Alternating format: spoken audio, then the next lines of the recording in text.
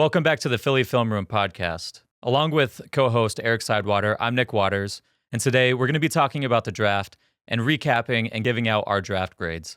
Now, before we get to that, Eric, do you have any big picture takeaways from the draft that you'd like to talk about? Yeah, I mean, I've been pounding the table for Quinyon Mitchell for the last couple months. And so when it finally got to pick 22, I was eagerly anticipating. I figured it was going to be one of the corners, but I thought it was 50-50 him or Arnold. So when the pick got announced, I was absolutely elated. I never thought in a million years that he would last to 22. And I got to give credit to the front office for staying patient, not forcing a trade up and like losing one of these second round picks. Best possible outcome. We'll get into the nitty gritty for the rest of the picks, but I could tell you walking away with Quinyon Mitchell, regardless of the rest of the picks, to me is a win. Yeah, I agree. When you knock it out of the park in the first pick like that, it really sets up the rest of your draft, especially when you look at the hit rates of players after really the first 50 or so picks. If you can nail that first one, that carries so much weight to how your draft goes. So, and add to that, this was the year we probably needed to draft corner, and it just feels good seeing us finally take a corner after all these years and all these conversations of people saying we'll never draft a corner in the first round. To not only draft one in the first round, to draft another in the second round, to kind of really throw a lot of resources at the problems that they had last year, I thought was huge for the draft. And they completely went away from O-line. They didn't address that till extremely late in the draft. We had been pushing back against this narrative that the Eagles were certainly going to draft O-line early. I think it's fair to say we both thought they would address O-line sooner than they did. Yeah. But it also gives me a little bit of confidence that they feel really good about Tyler Steen and that Lane Johnson's not retiring anytime soon. Yeah, 100%. I think they know that Lane's going to be there for the next couple of years, and I think they know that it just doesn't make sense to waste the value of a rookie contract on a player that's going to sit for 2 to possibly 3 years. And again, like you said, Steen could very well be ready for that starting job. It's just kind of funny how this whole process works out. When we were going into camp last summer, we were talking about, the new shiny toy is Tyler Steen going to be starting over Cam Jurgens. Well, it turns out the player that was drafted a year ahead, had a little bit more experience, got the starting nod. And now I'm already starting to see people talk about Trevor Keegan, taking over the starting job over Steen. So it's that shiny new toy object where we kind of just recycle and who's the next guy up, when in reality, there's a lot of growth that happens, especially early in players' careers. So I think the team does have a lot of confidence in Steen. If they didn't have confidence in him, they would have made sure to move up or take someone at guard or put a little more effort in free agency. Yeah, even with Jalen Carter, who by all accounts is a borderline blue chip prospect, not even borderline, he just was at defensive tackle. And he didn't even see the lion's shares of snaps in week 1 and some of the early weeks. And then as the season went on, he started to see a bigger snap count. And that's about as good as it gets. So the idea that a 5th rounder is going to come in and just win the starting job because he was on the national champion team or something, it's not realistic. Yeah, doesn't really work out that way. Now, we'll get to the rest of the draft, but before then, we want to answer a mailbag question, and I think it's a good question, especially with the draft just taking place. And that question is, do you think our wide receiver 3 is on the roster now, or would it likely be someone we're going to pick up as the season approaches and other cuts are made? Now, personally, I think that our receiver 3 is on the roster now. If they were going to go out and spend money for a wide receiver 3, I think they would have done so already. But spending money at that position is not cheap. You go and look at how much Darnell Mooney got paid, and I think he had like 400 something yards last season. and he got paid $11 million a year. It's not a cheap position to go and grab guys at.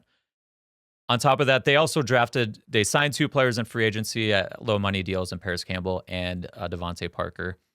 And then they drafted 2 players in the draft. And personally, I think that what the Eagles are going to do is similar to last season, where guys are going to rotate out throughout that position. I think some guys are better at certain roles than others. Obviously, Devontae Parker's more of your downfield target. Anais Smith is going to be your guy that you use on gadget plays. I personally think he's a guy that can work really well in the underneath area, picking up extra yards after the catch. But I don't think I think our wide receiver 3 is on the team. I don't think we're going through free agency to find someone. If we're going to find someone to fill out the rest of the roster, I think we're more likely to look at linebacker or a potential 4th safety or somewhere in that range.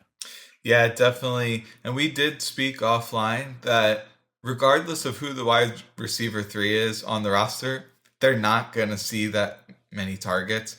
Obviously, you have the 2 stud receivers in Brown and Smith. Goddard should see a fair bit of targets and perhaps even elevated over last year because Kellen Moore is not afraid to use his tight ends.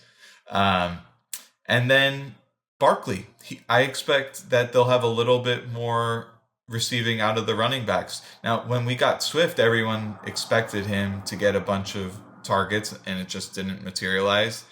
But I also think Kellen Moore builds in more checks to the running back.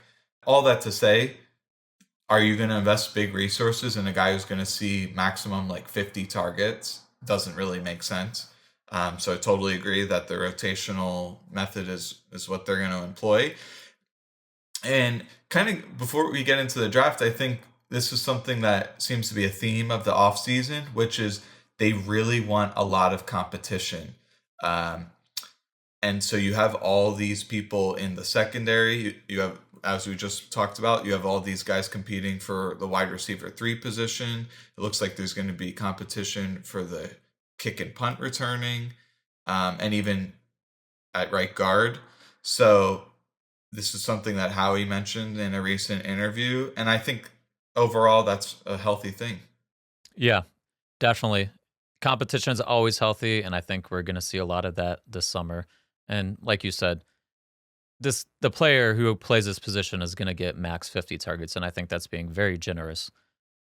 You can't throw too much money at a player like that when there's bigger fish to fry. So I think receiver 3 is on the team. We'll see who it is come training camp, and we got all summer to speculate.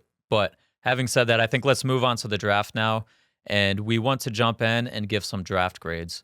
Now, Eric, I don't know, did you have an overall draft grade for the whole draft that you wanted to discuss first, or some of your methodology before we get into these players? Yes. So I have to preface the draft grades by saying the actual letter grades are a little bit arbitrary, and they don't do a good job of describing how you actually feel and with all the nuances of the decisions that go into the draft. It's very easy to hear a grade you disagree with, like maybe you think a player's better than the grade that's given. You completely tune out any of the justification, and like maybe you just get angry. So I want to trivialize the importance of the grade. I'm going to give them, but I want to trivialize the importance of them. And I really want people to pay attention to why we're giving that grade, because I think that's where the substance is. So overall, I'd give a B+. But basically, in a nutshell, I think they knocked the first couple picks out of the park. And then maybe the last 5 or 6 picks, it was a mixed bag. Some guys I liked, some guys I didn't like as much. And so that keeps it from being like an A+ or whatever. But as we said multiple times, the top picks matter way more. In fact, these 4th, 5th, 6th rounders, they never materialize into anything. They're either pure depth, or they're people with like one special trait, but it never translates to the NFL. So if you're gonna just have a couple lottery tickets, and maybe I don't like that guy's skill set, but they think their coaching staff can develop him, fine. Who am I going to say to criticize that pick? But if you, with these premium draft spots, if you can get really good talent, especially ones that fit some of your holes on your team, I think that's as good as you can ask for. Yeah, and it's interesting going through the picks. Like you get to the fifth and sixth rounds, and it's like, well, I really can you really give a to seventh round player or a sixth round player? But you can give an A to the process or the attempt. So we'll get to some of that discussion, but I do think it's important to have some nuance with the discussion and not just take it as face value of, oh, I said this player in the fifth round's an A. That means I think he's better than this player in the third that I said was a B. That's not what that means. But it's interesting you said B plus because we talked before the show, but we didn't share our grades on the overall draft class. And I had it as a B plus as well. Like you said, I thought they knocked it out of the park with their top two picks, and that really carries the weight for much of the draft class. Now, the reason why I have it a little bit lower is there's a couple picks in the middle where I probably would have gone a few different ways or handled some of the things a little bit differently. But on top of that, they also were able to they came into the draft with 8 picks, then they left with 9 players, and they added 3 more picks for next year. So that's, you factor in that process as well. That really helps to boost up the grade. But having said that, let's jump into the first player. So the newest member of the Philadelphia Eagles secondary, Quinyon Mitchell, selected 22nd overall. Eric, what did you feel about him? Yeah, and I would invite anyone who really wants like a detailed discussion of Mitchell to go back and watch our first podcast. Nick does an incredible job of aligning film from his actual games with our talking points about the players, so you don't have to like just believe us. It's right there for you to make your own determination. Um, so if you want a little bit more detail, I definitely recommend that. Now, just to kind of rehash a little bit of that stuff, and maybe I can add some new detail, is Mitchell, the reason he was the pick is because he was the best scheme fit. He was the most athletic of all the corners. And he has a better frame than Arnold. The Eagles, they felt like they lacked toughness. They felt like they lacked some athleticism and speed. And if you go, and one of the main knocks about Mitchell was his level of competition. And from all accounts, the Eagles do value the Senior Bowl quite highly. And if you look at their draft picks, a lot of these guys had good Senior Bowl performances. He rose above the competition at the Senior Bowl. I think the value at 22 is unbelievable. I never thought that they would ever be able to wait and get him there. It just so happened that there wasn't that many teams that wanted corners. And because he projected so well to this off zone scheme, there's not a million teams that run that style of defense. So the stars kind of aligned to allow him to drop down the board. So absolutely A plus. Impossible to have a better pick, in my opinion. He was the best player available. So just before we get into it, I gave him an A plus for this pick. He was the best player available while also being the best player available at a long-term need. So it really just worked out there. They also didn't have to trade up to get him. So you're not giving up extra assets. How we saw that the run on quarterbacks was a bit unexpected, and he realized that that would push some guys down the board. And then you get to pick 13, and I think maybe it was 14, and every player that had been drafted was a offensive player. So Howie knew he could just sit and wait for one of their guys to fall. And if it wasn't Mitchell, I imagine it would have been DeJean because they had a first round grade on him as well, or possibly Arnold. So they would have gotten one of their guys, but it was just smart of them to not panic, just wait it out, and they went and got the best guy available. I think we've laid out enough reasons why we thought Mitchell was the best corner to take. So, like Eric said, check out our previous video. Overall, I think he's probably going to be the day one starter. Now, I would say that I expect some growing pains when he first jumps into the league. it's a big transition from the MAC to NFL. So I think it's going to take some adjusting, but he has the size, the athleticism, he has the strength, he has the competitiveness, he's got the toughness to succeed in the NFL. So I wouldn't be too concerned long term, but just understand that, seeing NFL wide receivers on a consistent basis for the first time, it's probably going to take a little bit of growth. And then in addition to that, like you said, it's a high, they play a lot of off coverage in this system, but he will play press, and he's going to play press more than what he did in college. I think he was the third or fourth lowest percentage of press of all the players drafted in the last 5 draft classes. I think he will excel in press once he plays more of it and he gets more comfortable, but those things are going to take time to develop and to polish up. So, but we don't want to spend too much time on Mitchell because we've talked about him in depth. So, Eric, unless you have any more thoughts on Mitchell, we'll jump to Cooper DeJean. No, no. I think it was a little bit of vindication because we were extremely high on Mitchell, and we did repeatedly suggest that the Eagles are likely to target cornerback. So just very happy with the outcome. Yeah, definitely good for the brand that they picked Mitchell over Arnold. Now, jumping to the next guy, Cooper DeJean, the Eagles got at pick 40 after a trade. Personally, I gave this pick an A. They got a first-round player at pick 40. They clearly had a lot of conviction in them, especially if you go and look at the recent video that the Eagles dropped on their YouTube channel.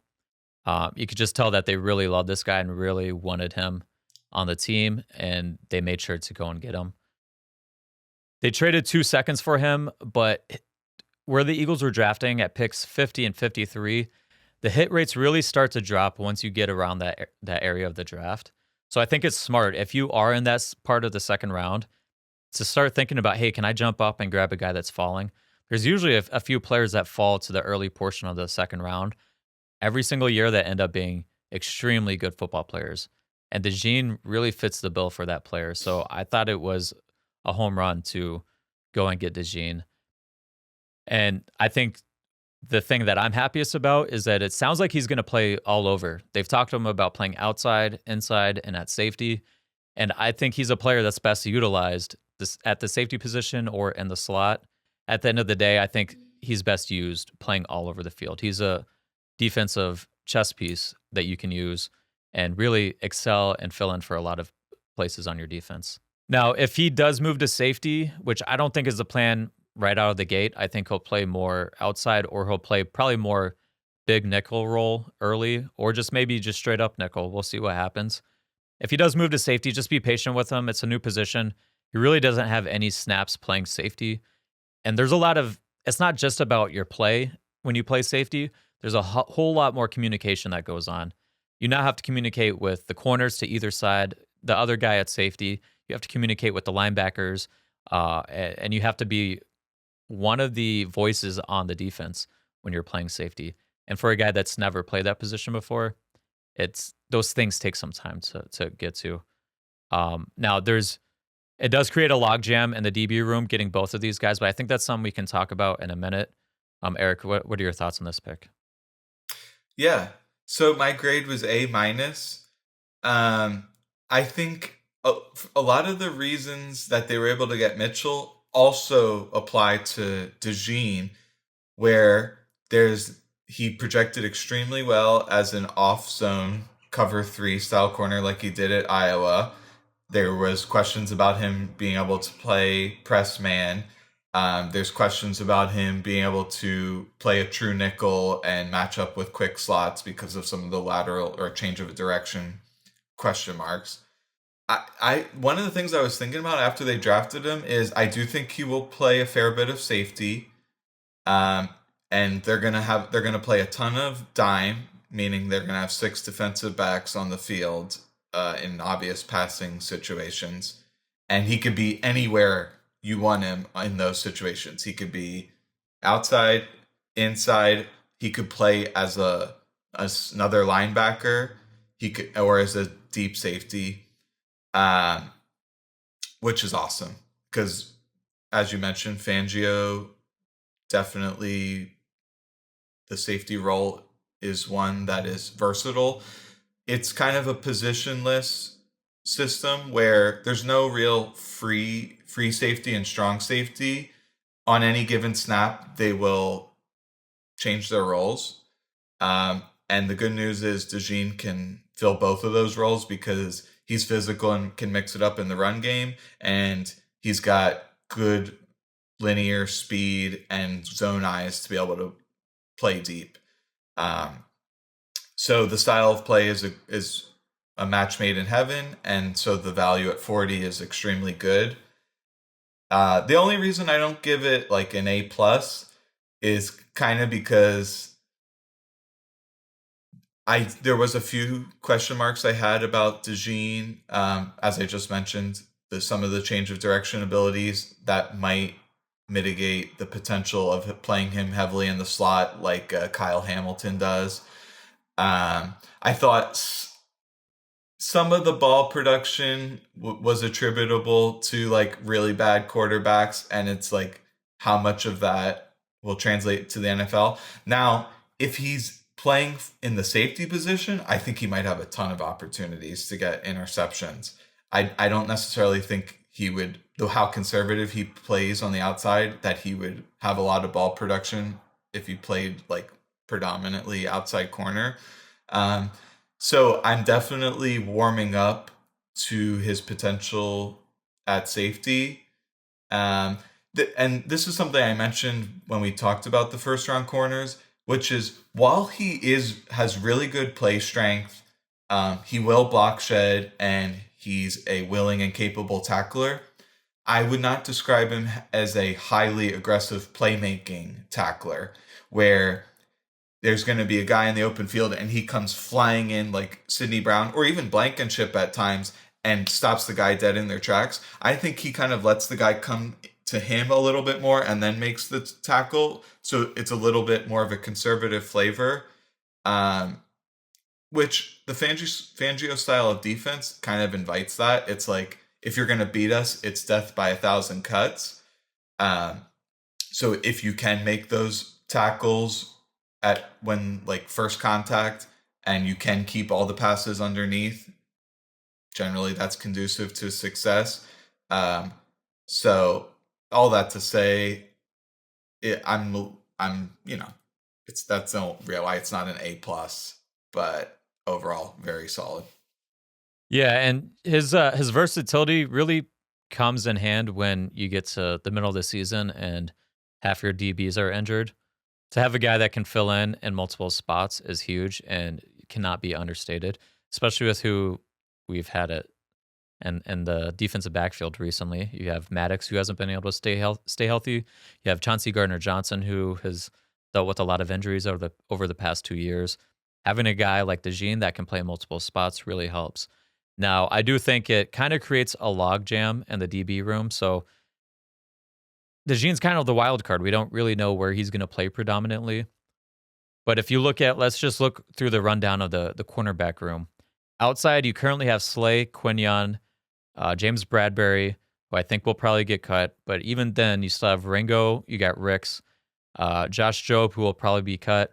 And then I have DeJean, but I put an asterisk because I'm not sure if he's going to play outside. And we have Isaiah Rodgers, who I put an asterisk because, again, I think he's probably going to play outside, but I think he has a skill set to be your coverage corner, your third down slot corner if you want to put him inside. So you kind of have a logjam on the outside, but then you look in the slot. You currently have Maddox in the slot. Zach McPherson is on the team, but I think he's probably going to get cut. Tyler Hall has been he's been one of the most efficient corners in the NFL when he's played. He just has only played like 200 snaps the past 2 seasons. My guess is he probably ends up getting cut. But then you have, again, Rodgers, who could play in the slot, DeJean, who can play in the slot, Chauncey Gardner-Johnson can play in the slot, Sidney Brown can play in the slot. Now, those guys are probably more big nickel roles, but still, you have a lot of guys and only a few positions. Now, the safety room's a little bit easier to kind of find spots for guys with Chauncey Gardner-Johnson, Reed Blankenship, and Sidney Brown. We'll see where DeJean slots into there. They also have Tristan McCollum. He seems like he's probably more of a practice squad guy. But this picking DeJean and Quinyon really kind of muddies up that room. Now, that's not necessarily a bad thing to have. It's good to have the versatility and have guys that can move around. But could this potentially lead to trading one of these guys for future picks or potentially more depth at linebacker or another position of need? Who knows? But for that reason, I also did not give the pick an A plus. I mean, an A is a huge grade, but I didn't give it an A plus because I think you could make an argument for investing at a different position with that pick. But I mean, just the player, the pick, and what he can do for the defense, I thought that overall it was an A. Absolutely. And one of the things that I'm curious about is the logjam is obvious, and there is quite a few players who could lobby for being good enough to start, but then there's just someone else in front of them, and then it's like, what do you do with them? Rodgers to me is one of the key guys that I'm looking at, where it's like, to me, there's a non-zero chance he could be the best outside corner on the roster week 1. And this is the scenario I'm thinking about. Like, let's say Slay loses one more step or has some little injury, and that limits him. Mitchell has some growing pains, adjusting to the NFL. Okay, we know Bradbury's cooked. Then Ringo doesn't have that much experience, but he looks like he has potential. Well, that leaves one guy who's had an entire season in the NFL on the outside where he looked really good, Rodgers. And by all accounts, he's been working out like a madman ever since then, like ready to go as soon as he's reinstated, which he now is. So I'm not ready to just say, oh, he's a dime back only, he's a rotational guy only. I think this is a good player, and he's only signed for one more year, or he's only signed for next season. So if he plays good, he might just be gone anyway, and that problem works itself out. But it's like, if you have a good player, you want to get him on the field. So I'm very curious to see what will happen. I think for everything I just said, that's why I would love to try him in the slot. I obviously Maddox is not reliable. And one of the things that I think we should mention is, especially in this Fangio defense, continuity is extremely important, because a lot of the defense hinges on communication and at times some more complicated reads, like reading the different wide receiver routes, making sure if you're going to like pass someone off to a different zone, or I'm going to match them up in a man. Just some of the coverages are flexible in that sense. If you have a bunch of injuries or you're rotating all the time, then some of those hiccups start to come into play, where you're like, oh, huge coverage breakdown because this guy thought, in cover 6 that I was supposed to cover the flat, but really I had the deep responsibility, and suddenly I give up a touchdown. Obviously, that's true of any defense, but I would say it's particularly true of the Fangio defense. And that was something that the Dolphins got victimized by last year, where they had some injuries at linebacker and a lot of injuries in their secondary that brought in guys they probably didn't anticipate playing much, and they got cooked. Cater, Kahu, David Long Jr., the linebacker, played 1 million snaps, and these are not guys you want out there for 800 snaps a year. So that is something I'm worried about. I'm skeptical that you could have like a big rotation in the secondary. I haven't really heard of that before. Of course, you can do it on the D line, but I'm curious to hear your thoughts. Yeah, I think the rotation will come in that certain guys will probably play. Listen, if Maddox comes back and is what he was healthy, he's a guy that you can play in the slot all 3 downs. Now, if he's not, or maybe you want to get some of your younger guys on the field, maybe he plays on third downs, or maybe Rodgers plays inside on third downs. Kind of what they did last year, where they would rotate Rick Sin on third down in the slot, and Roby would play the first two downs. I don't really know why they did that, but that's or even he wasn't even. We've saw times where Sidney Brown was a early down slot player, so I think we could see a rotation that way. I think you mentioned something earlier though. I think dime is where they're going to live in because maybe not live in, but I think they could be at the higher end of the league in percentage of snaps where they play dime because their roster is really constructed that way. Their best players aren't at linebacker. Their best players are on the defensive line. And as of now, it looks like they're in the secondary. So, and they have a lot of those guys, some of those tweener guys, some of those guys that can play closer to the line of scrimmage or play in the box, but also have enough skills to be able to cover guys out in space. So I think we're probably going to end up seeing more dime this year than we have in previous years. Now, I think we've. Yeah. Oh, did you have anything to add to that? Yeah, and I think one thing is if you look into the percentage of the time that the Dolphins played six defensive backs last year is extremely low. But if you go back to Fangio with the Denver days, he played a completely different proportion of personnel packages. All that to say, I think he's more than willing to adapt his personnel packages to the talent that he has on the team, and I expect him to do so. So, yeah, if you look at like track record, yeah, it probably doesn't look like they'll have six DBs, but as we just described, there's six guys who should definitely be on the field on third and obvious passing situations, and they will be. Yeah, and I think a lot of times it's easy for us to look at stats and be like, "Oh, well, this team just doesn't like running nickel or they don't like running dime." And in reality, it's they're putting their best players on the field, and sometimes your best players are going to be six DBs, sometimes it's going to be five DBs, and that's just what it is. But I think we spent a lot of time on these first two guys. Let's get into the meat and potatoes of the draft. And the next player selected was Jalyx Hunt out of Houston Baptist, or I think they're Houston Christian now. But with their third round pick, number 94 overall, what did you give this draft pick? All right. Well, I got to be transparent because my initial reaction was an F. Because I had watched like two games of him, one versus like Prairie View. These are like Zapruder film level tape at Houston Christian, um, and then Western Kentucky. And I was like, this guy doesn't even look like a football player, like a legit football player. Like, obviously, you can see that his frame is amazing and he's got like athleticism and burst. That's obvious. But I was like, yeah, but where's the football skills? Now, I definitely overreacted.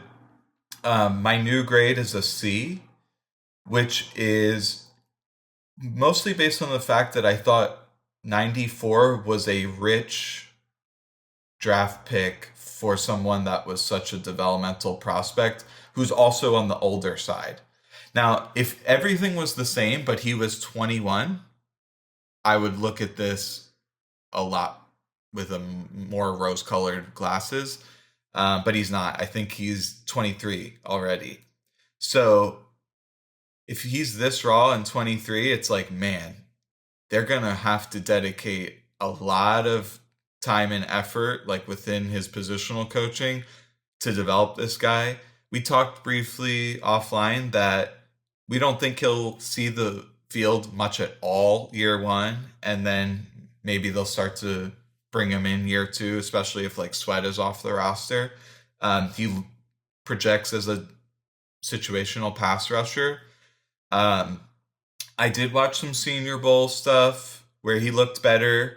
He sounds really good in interviews, which is encouraging to me. And I'm not going to sit here and be arrogant and say there's no way that this guy could ever be developed into a good NFL player obviously the Eagles think that they can. And from all accounts, Fangio wanted this style of player in the edge group.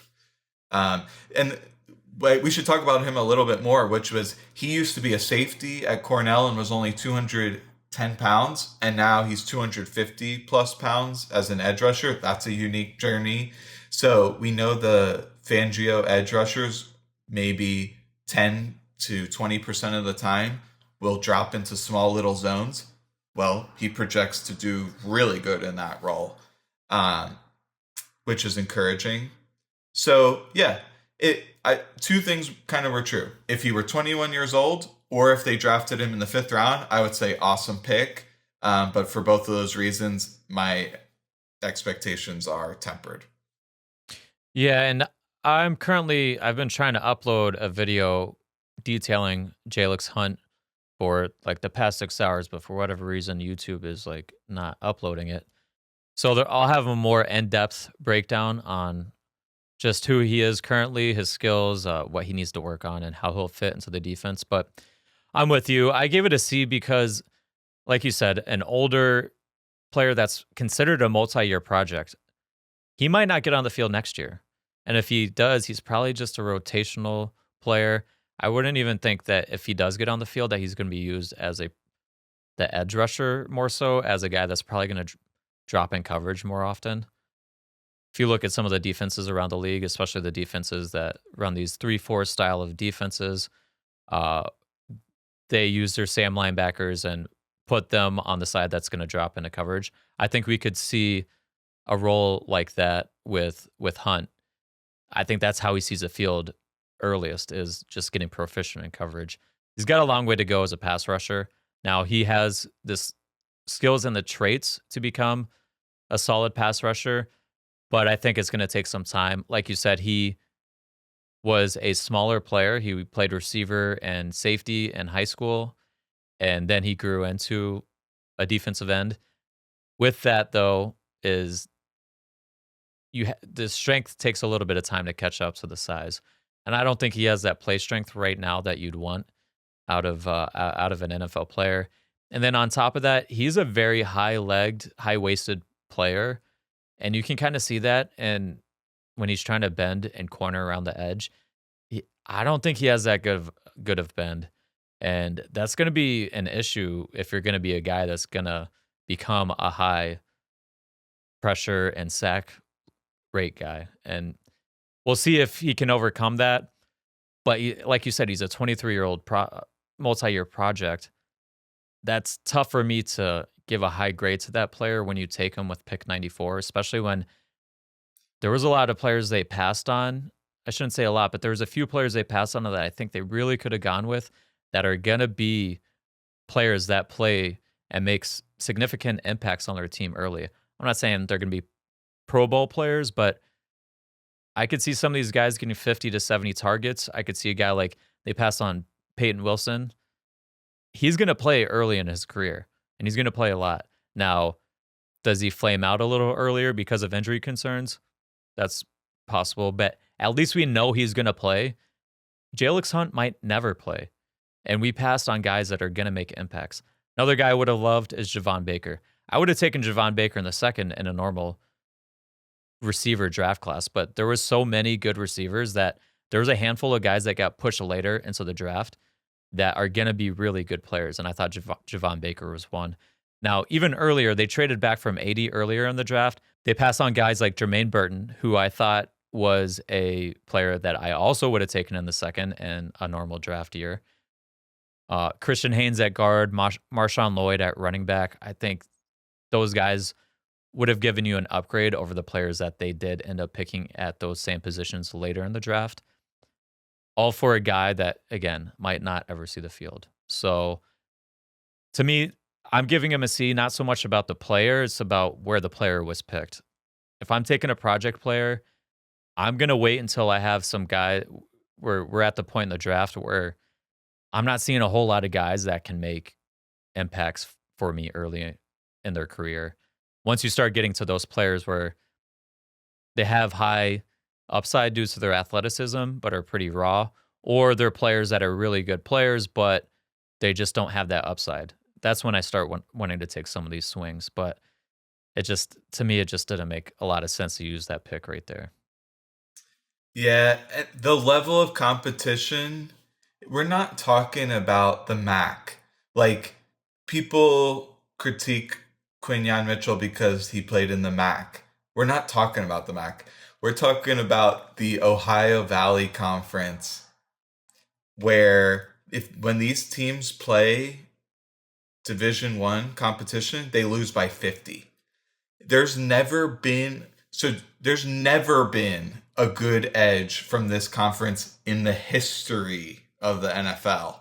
Like, there's been Dominique Rodgers-Cromartie, who's obviously a corner, and there's Quincy Williams, but of like the last 12 guys drafted from that conference, none of them even got like a single snap in the NFL, hardly.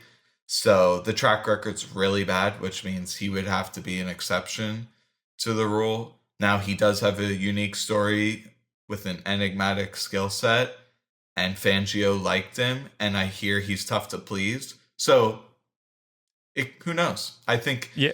we don't have a crystal ball. Yeah. I think what is going to keep him in the league is his versatility, because you can find a spot on a defense for a guy. Like, if he can learn to hold his ground in the run game and also be a guy that you can also drop into coverage from that position, it does unlock things on your defense that makes life easier for everyone else. If you go back and look at the stats, the Dolphins led the league last year in the amount of unblocked pressures, which includes unblocked sacks as well in the league. And a lot of that came down to the fact that they were able to manipulate pass protections by dropping a guy here but blitzing a guy on the other side. Having a guy like Hunt who can play in a versatile role can help him find a spot in the league. And I also think with his size and his length, he'd be a guy that would probably be pretty good in this new kickoff, with the new kickoff rules. I think they're going to go for more bigger bodies on the front lines and less speed, because you don't have to sprint down the field anymore. I think he's one of those guys where he can, block out, shed, and make some tackles. So I think he's a guy that has some avenues to making it in the league. But we're talking about a third-round player, hopefully making it in the league, when there was a number of guys on the draft board who I thought have a very good chance of not only making an impact in the NFL. I think some of these guys could be legit playmakers. Like Peyton Wilson, if he stays healthy, he can be a legit playmaker. Javon Baker, I think, can be a huge playmaker. And he has opportunity to get a lot of targets in New England this year. So we'll see what happens. But yeah, I think, just to cap this off, I think they went into the draft determined to add an edge. And if you look at the time they made that pick, there was hardly anyone left on that list that you would be interested in. So they're like, oh, we'll take the toolsy guy who's raw, who we might develop. It might be as simple as that. Yeah. And I think part of the reason they didn't pivot to other positions is I think they knew that they had guys later in the draft that they wanted to pick at certain positions. Like, I felt like they wanted Anais Smith from the outset of the draft. So they knew that if they're going to go receiver, they were going to go later. And I think that's kind of not a great strategy, because I like Anais, and we'll get to that in a minute. But some of these guys like Burton, he's just a more dynamic player. But I think they didn't even consider guys like that because they were set on going and grabbing their third or grabbing a receiver later in day 3, or grabbing Will Shipley in the 4th round instead of going with a guy like Marshawn Lloyd. Now, having said that, let's move on to our next player. And this is a player who I think doesn't carry much risk. I think he's going to be a solid player in the NFL, and that's Will Shipley, running back out of Clemson. Now, like I said, I think Will Shipley will be a solid player in the NFL, and I think he's going to have a long career in the NFL. He's got great vision, and he has a great ability to set up his blocks and manipulate defenders at the second level. He's so good at hesitating and kind of giving you a little shoulder fake into a gap to get you to move one way, while his linemen from the backside are coming over and he just flows right back into the hole. Stuff like that is why he's going to play in the NFL for a while, is because guys that can find the hole and be trusted to execute the play design are going to be coaches' favorites, and they're going to see the field. On top of that, he's a good receiving back. The Eagles are in need of a receiving back going forward, especially a change of pace back in the Kenny Gainwell role. And I think Shipley will be an upgrade over Gainwell. So I think he fills that need as well. Now, he's not the most dynamic runner. If you look at this past season and compare some of these numbers to all the running backs that have been drafted in the past 5 draft classes, I haven't updated the 2024 guys that were drafted, so this might include some undrafted guys. But out of 99 running backs that are in the sample, he was 92nd in missed tackles forced. He was 81st in yards after contact, although he was 42nd in explosive run rate, but that's still about average. Although I will say, out of all these numbers that I think matter the most, I think explosive run rate matters the most. Like I said, with Will, he gets his yards because of his vision and setting up guys at the first and second levels. He just doesn't get his yards by then running through contact at the third level or juking a guy on a consistent basis. So he's able to consistently get yards. He's just not going to be a guy that's getting a whole lot more than what is there or what he can set up getting through the first and second levels. But again, he's a tough runner. He took some shots this year on film and got right back up. From all accounts, he's extremely competitive and he's a leader that really tries to motivate the guys in the locker room. Now, I gave him a B because, one, I think B is pretty exemplary of what I think a solid player is. But also, I thought they could have drafted better and more explosive backs either earlier with Marshawn Lloyd or later with Tyrone Tracy. But obviously, I'm a huge Tracy fan. So, I might look like an idiot in a couple years when Shipley's killing it and maybe Tracy sucks. But just going into it, I just thought that there was a couple backs. I was a little bummed right when they picked Shipley because Tracy was still on the board. But looking back through it, Shipley's going to be a solid player for this team. He's going to fill his role. You're going to trust that he can do his role. And I think if he can add some strength and a little bit more playmaking ability, I think this could actually be a very good pick. But I think that takes a little projecting. Yeah. So I gave it a C, mostly because I feel like he's a little one-dimensional for all the reasons you just described, where if the hole's there, he'll hit it, and he's got speed. And as soon as he gets touched, he goes down. And he doesn't really fight for extra yards or fall forward, so I think that potentially mitigates the possibility of him playing a lot of short yardage situations.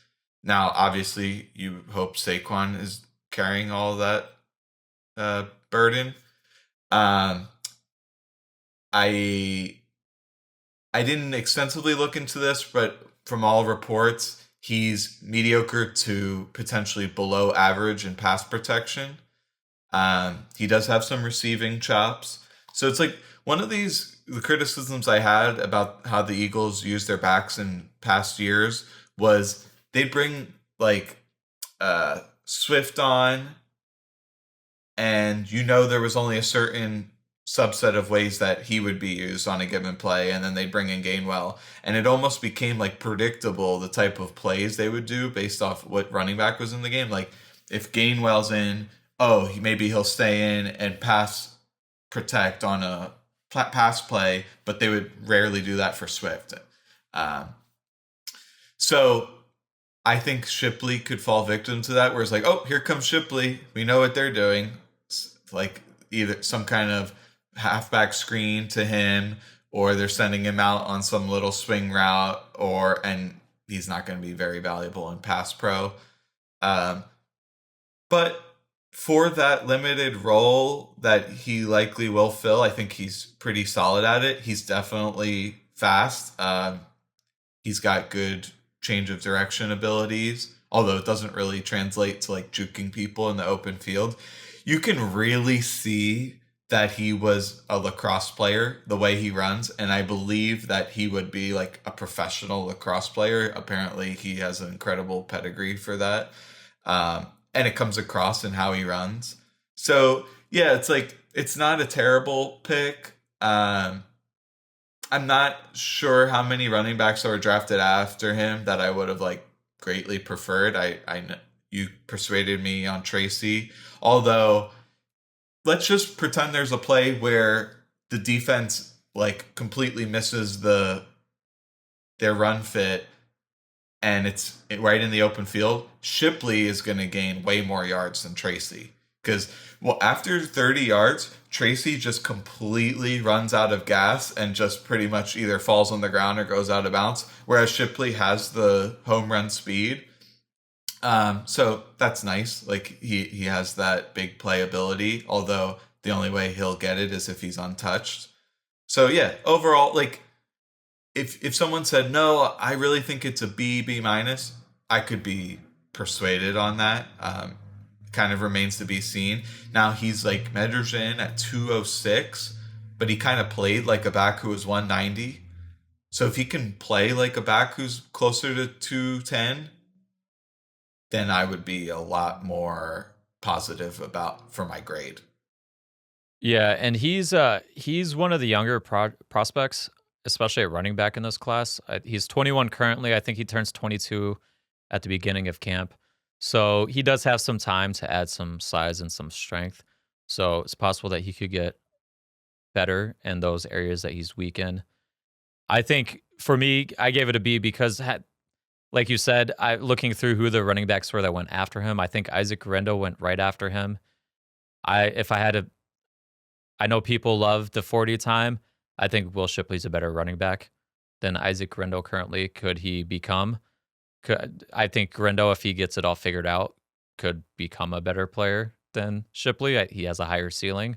But I think currently, right now, if I had to say who I think is a guy that can find holes or create holes for themselves, be trusted to pick up consistent yardage on the ground, I think it would probably be Will Shipley.